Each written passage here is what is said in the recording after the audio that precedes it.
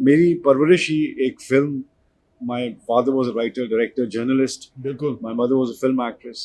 तो मुझे वो बचपन से ही हमारे खिलौनों से लेके हमारी बातों से, टॉपिक से लेके, मतलब हमें कॉमिक बुक्स लेट मिली और नेशनल ज्योग्राफिक रसाले पहले मिल गए हमें, क्योंकि अब्बा की लाइब्रेरी ही हमारी प्लेइंग ग्राउंड थी। उसमें फ़लस्तीन को हमने फर्स्ट टाइम, मैंने 9 साल का हूँगा तो मुझे फ़लस्तीन का पता था। उसकी सारी प्रॉप्स, उसकी चीज़ें, उसके झंडे, उसकी तलवारें, वो हमारे स्टोर रूम में होती थी। सो मेरा पहला खिलौना ही ट्रैक था, जिसपे वो मैं और मेरा भाई, हम गाड़ी बनाई हुई थी हमने उसको, हम वो धक्का लगाना, वो गाड़ी बनी हुई थी। तो ट्रैक, ट्रॉली, चीज़ें, कैमरा, लेंसेज, मेरे एक चाचा कैमरामैन है टॉप मोस्ट, मेरे मामू पीटीवी में top most cameraman, chief cameraman रह चुके हैं सिर्फ। तो मैनू नज़र आया कि हर बंदे ने ਉਹੀ किरदार कीता है ਜਿਹੜਾ एक किरदार ਸਾਡਾ ਜਿਵੇਂ ਹਾਲੀਵੁੱਡ 'ਚ ਕਲਿੰਟ ਈਸਟਵੁੱਡ ਕਰਦਾ ਰਿਹਾ ਹੈ ਜਾਂ हाँ जॉन वेन करता रहा है, हाँ। वो एक कोई करेक्टर है ਜਿਹੜਾ ਉਹਦੀ एक बेसिक हमारा वो करेक्टर है जो नहीं निकल सकता हमारे ठीक है। उसमें से। ਉਹ ਜਦੋਂ ਮੈਂ ਰਿਸਰਚ ਕੀਤੀ ਤੇ ਮੈਂ ਸੁਧੀਰ ਸਾਹਿਬ ਦਾ ਕੰਮ ਵੇਖਿਆ, ਫਿਰ ਉਹਦੇ ਬਾਅਦ ਮੈਂ ਅੱਗੇ ਆਇਆ, ਜਿਨ੍ਹਾਂ ਦਾ ਟ੍ਰੈਂਡ ਹੋਇਆ, ਰਾਈਸ ਸਾਹਿਬ ਦਾ ਕੰਮ ਦੇਖਿਆ, ਸਾਰੀ ਮੈਂ ਕੋਈ 2-2.5 ਹਜ਼ਾਰ ਫਿਲਮ ਵੇਖੀ, ਕਿਉਂਕਿ ਮੈਂ ਤਾਂ ਨਿਊਯਾਰਕ ਤੋਂ ਆਇਆ ਸਾਂ, ਮੈਨੂੰ ਤਾਂ ਆਈਡੀਆ ਹੀ ਨਹੀਂ ਸੀ ਕਿ ਪੰਜਾਬੀ ਦਾ ਹੈ, पता सी, लेकिन पंजाबी सिर्फ बोली नहीं जाती, पहनी जाती है, उड़ी जाती वो उसको आपको चलना भी वैसा आना चाहिए था, ਤੁਹਾਨੂੰ ਮੇਜ਼ ਤੇ ਲੱਤ ਰੱਖਣੀ ਆਣੀ ਚਾਹੀਦੀ ਕਿ ਪੰਜਾਬੀ ਕਿਵੇਂ ਰੱਖੇਗਾ, ਤੇ ਜਦੋਂ ਕਰੈਕਟ, तो वो बड़ा एक डिटेल वर्क है। तो वो करते करते जो मैं देखा कि चलो यार ये तो बड़ा अच्छा, मुझे ग्रेड्स का काफ़ी कुछ मिल गया है, मैं इसके साथ प्ले अराउंड कर सकता हूँ। तो मैं फिर उन्होंने थोड़ा शफल किया, तो मैं देखा कि राइस साहब जोड़े सन वो उतला स्केल लाते सन अपने डायलॉग्स, तो मैनू फील होया कि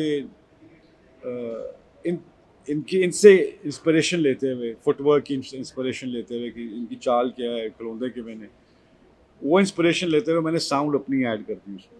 तो मैं वो साउंड को एग्जांपल दें। उसको नीचे ले आया, और जो अगर राइस साहब होते हाँ, तो वो कहते वो वाला। ओए उस्ताद दा बुल्ला ओसी, तो राइस साहब एक स्केल ऊपर लगाते, तो मैंने उसको कहा कि एस दौर दा बुल, ओस दौर दा बुल्ला ओसी, एस दौर दा बुल्ला है वे।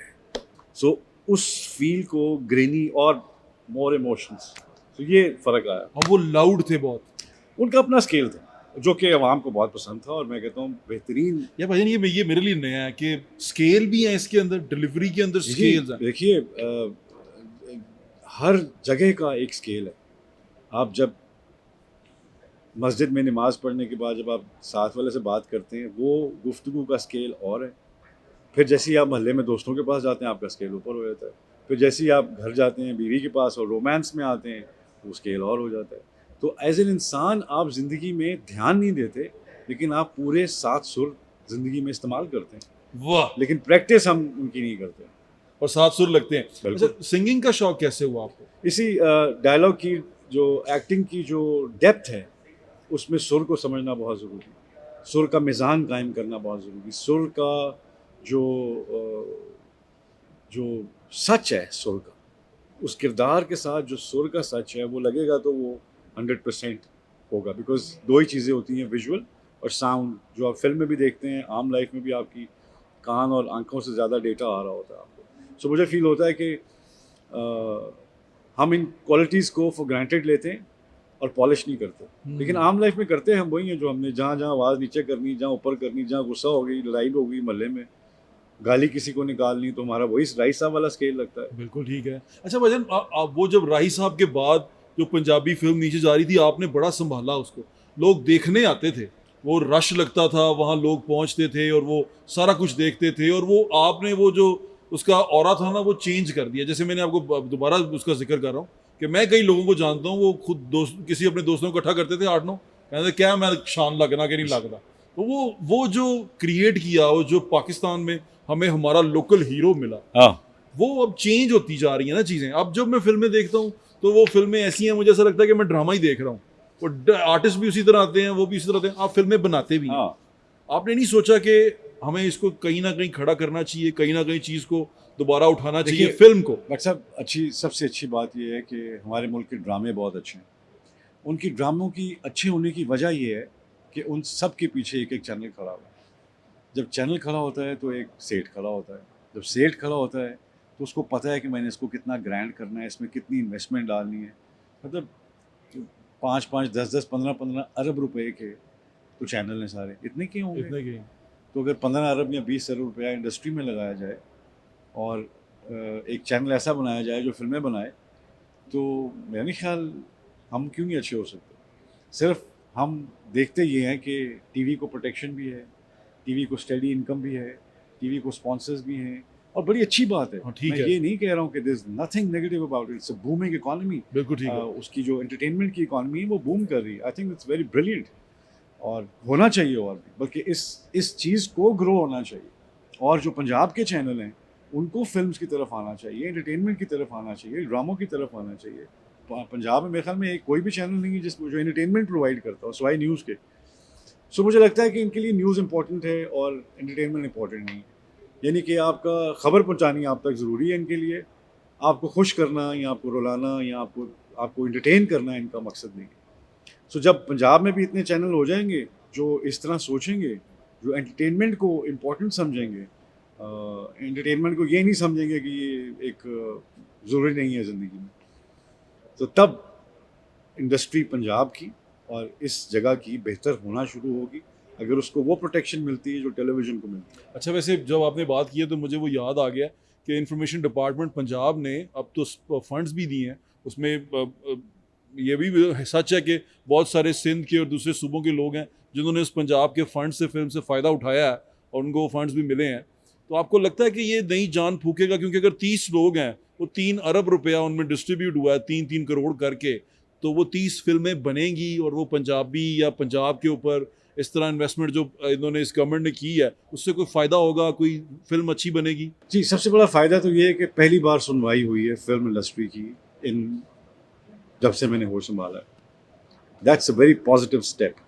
मुझे ये फील होता है कि ये ग्रांट जो है, आई थिंक अगर ये सही तौर पे इस्तेमाल की जाए और पूरी इंडस्ट्री जितने भी 30 पार्टिसिपेंट्स हैं इसमें, इनको चाहिए कि इसको, आई नो बहुत सी कंस्ट्रेंट्स हैं आजकल, फिल्म के जो कॉस्ट है वो बहुत बढ़ गई है, लेकिन बजट हमें ग्रांट कम मिली है, बट डजंट मैटर, हमारा जज्बा ज़्यादा बढ़ जाना चाहिए। मुझे ये फील होता है कि हमें we should cut down our fees, हमें अपने प्रोडक्शन कॉस्ट, मैंने अभी अनाउंस मैंने किया था। आपका वो मैसेज पढ़ा जिसमें आपने कहा कि मैं अपनी जो कॉस्ट है वो हाफ करता हूँ। जी, मुझे एज ए प्रोड्यूसर फील हुआ कि मैं इस ग्रांट में से कितना चीज़ें ऑफलोड कर सकता हूँ कि मैं इसको एक कामयाब प्रोजेक्ट की कोशिश करूँ। तो मुझे लगा कि मेरे जो साथी हैं बाकी जितने माशाल्लाह जिनको मिली है ग्रांट, उनके लिए भी एक आपका नाम भी है वो क्या है?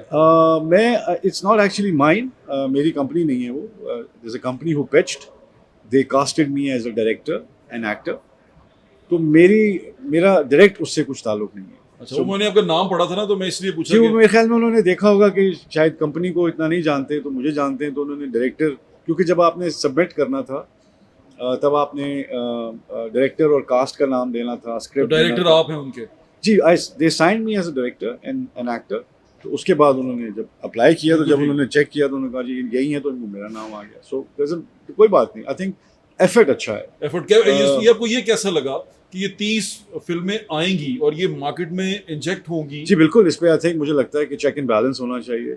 गवर्नमेंट सिर्फ इसको एक ग्रांट ना देखे और इससे हाथ ना झाड़े। वेरी इसका एक नाइस। स्ट्रक्चर होना चाहिए, उस स्ट्रक्चर के ऊपर एक प्लेटफॉर्म क्रिएट होना चाहिए, उस प्लेटफॉर्म को हर साल इसमें ऐड करने चाहिए लोग। और मेरी ख्वाहिश ये होगी कि वो NCA से जो ग्रेजुएट करके निकलते हैं फिल्म डायरेक्टर्स और BNU से जो निकलते हैं बच्चे, उनको एक वर्कशॉप में लाया जाए और उस वर्कशॉप में उनमें देखा जाए कि खाली उनके मार्क्स ग्रेड ना हो, उनको एक छोटा बजट दे के उनको एक कमर्शियल सिनेमा की तरफ लाया जाए ताकि वो अर्न कर सके।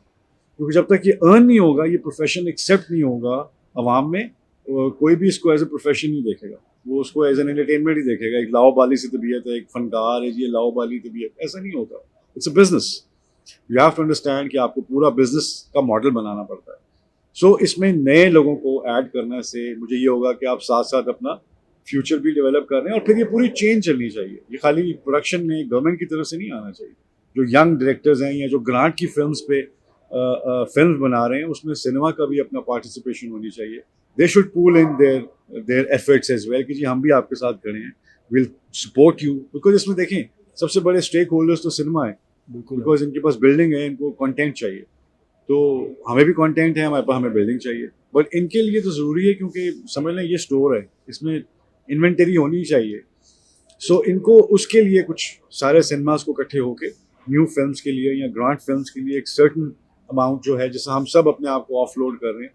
देखिए प्रोड्यूसर बाद में बचेगा अगर उसको ये रोल ओवर मिल जाता है, अगर गाड़ी धक्के से स्टार्ट हो जाती है तो सबका फायदा है इसमें। चीजें ठीक हो जाएंगी। सो अगर एक हुकूमत ने इनिशिएटिव लिया है और उसको दिखाया है कि हम पहिए को पहला धक्का लगाने लगे, तो उसके बाद दूसरा धक्का हमारी तरफ से, फिर तीसरा इसकी रिलीज पे आता है। बिल्कुल ठीक सो आई है। थिंक ये प्रोसेस होना बहुत जरूरी है, नहीं तो ये खाली ग्रांट नहीं होनी चाहिए कि जी आप ले लें और अल्लाह हाफिज जी आप देखें कैसा होना ये बात आपने बहुत अच्छी की है कि इसका चेक एंड बैलेंस होना चाहिए। जी, जी, मुझे बड़ी बिल्कुल। खुशी कि ये होना भी चाहिए और इस पे इंशाल्लाह हम फॉलो अप भी रखते रहेंगे बिल्कुल। कि ये अच्छी जगह पे इस्तेमाल हो रहा है कि नहीं हो रहा, क्योंकि और पंजाब माशाल्लाह में लोगों सारे का पैसा जितने है। जिनको मिला है they are very talented, they all making good films.